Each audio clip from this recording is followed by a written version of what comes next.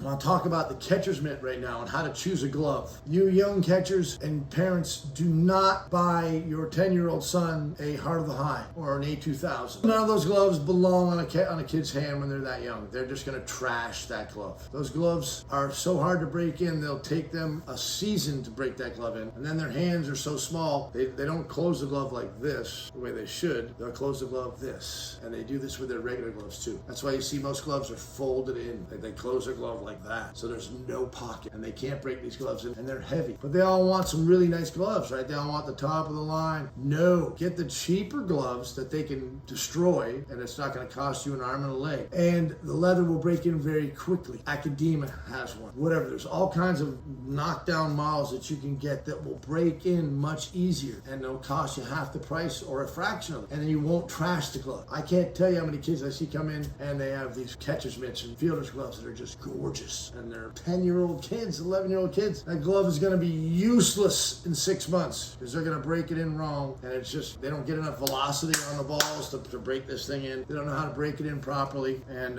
it just takes too long to break. So while they're learning how to break the glove in the way they want, right, which is very important. Everybody does it a little bit differently. There's a lot of different ways to break it in. How about we do it with something cheap, right? Get them something cheap that they can do with, and make sure you get them a thumb guard. That's the most important part. Thumb guard. They get their thumb destroyed.